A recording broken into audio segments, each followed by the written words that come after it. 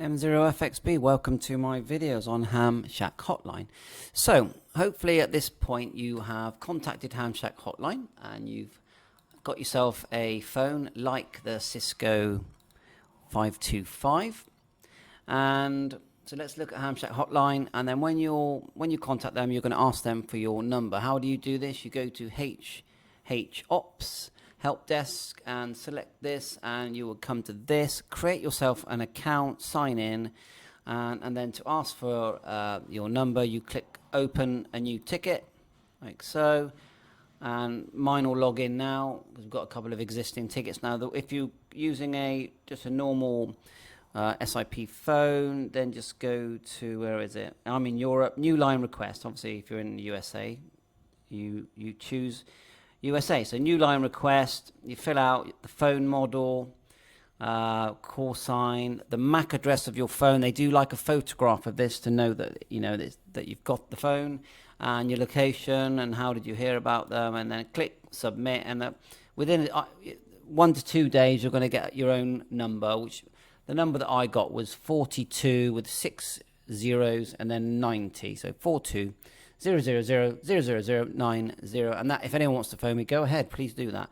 And then once you've done that, you get your things, and then the next thing you have to do is connect your Cisco phone to either Wi-Fi or Ethernet. If it's Ethernet, you can power it with a PoE adapter, and once you've got it, it will show up on in your router. So mine showed up here. It's got SCP. Oh, that goes flashing away. Let that reboot. There you go. This is just a IP. Just use something like IP scanner, or look in your broadband router at home. So mine is called so many things. Here is it, SEP, and I know that I'm connected. How do I know? Because if I put that IP address in there, 168.0.108, I get this. I'm actually talking to my phone.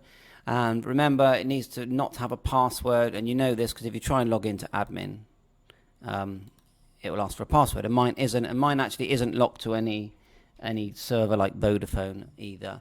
So that's all good. And you can look at my phone. If you look here, I'm connected via Wi-Fi. So next thing you do though is, once you get all that, you need to then go back to Hamshack Hotline and activate your device, or they call it provisioning. So let's go here. Now this page is Hamshack Hotline Wiki. So to go there, homepage, documents, wiki. There's wiki. And then I've gone down here and I've found my device 525. And then here, there you can copy and paste this. Now they do email you with a lot of information when you get your validation is complete. So look, we're going to copy and paste this like so. Copy and paste it into a new browser, and we need to get our IP address in there. So go paste. Now you can see my phone, so the IP address is going to go here. So we're going to go back like so. We're going to go 192.168.0.108, same as what we found in our thing, and then we're going to hit enter. Now if it's correct, you'll see this page come up. SPA will recycle the profile when it is not in use, and you can see hopefully my phone will reboot. You can click here to return to the configuration page, so I'm just going to let it reboot. You can see there in the window that it's rebooting, coming back on. Now if it doesn't work, then it just means you're going to have a setting wrong, or it's not quite gone through the system yet, your phone number.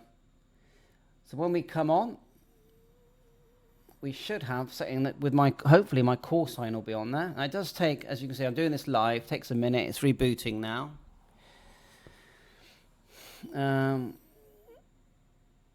Yeah, just waiting around. It says I can click here to go back to the home page if I want. And we could just look at the config page here. There's our help desk that we talked about. Loads of information about this. And look, it's telling me, it says here, Cisco iPhone Resync. I know, IP phone. And look, see, it's doing the sort of transmitting thing. And there we are. So we're on. I'm gonna, if it doesn't have the sort of nice background that you get with Hamshack Hotline, I will learn how to add that in another video. But something's happening. It's got my call sign there, my phone number. Wi-Fi is not displayed yet, so I'll keep it running because I think we're very close to completion anyway. And thanks very much for watching. It's been good fun. There you go. I think the reason it's not connecting is probably because my Wi-Fi isn't connecting. But I think we're virtually there.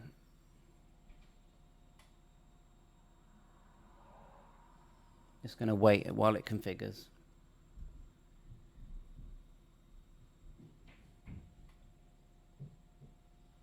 It's got, I can see the time there. Might have to change the date and time, lol.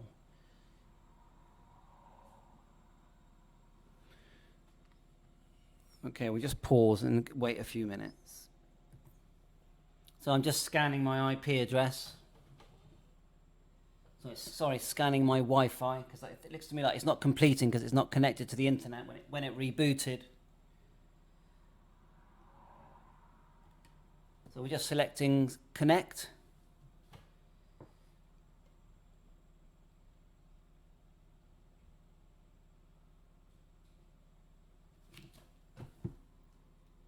Yeah, so I found that when it rebooted, it did do the process of downloading everything when I first hit enter, but when it rebooted, it couldn't connect because I think either the IP address changed, but definitely on the phone, it had lost its Wi-Fi connection. So I just plugged in the Ethernet for now. And we're just going to see if it will finish off what it was trying to do using my Ethernet for now. I've got it recording, so you can see this. So fingers crossed, when it can talk to the server, it will finish doing what it was trying to do.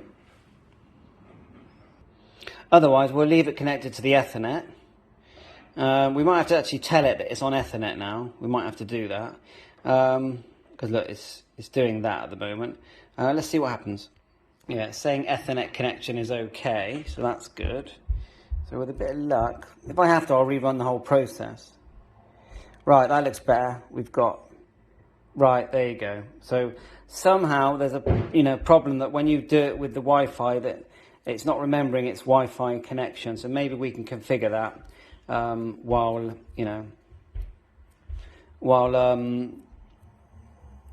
we've got it working. So I'm just going to post this video. Thanks for watching. You can see I had a problem at the end without the Ethernet cable, but we're going to see if we can add that in soon and then unplug the Ethernet cable. But it's all working good so far.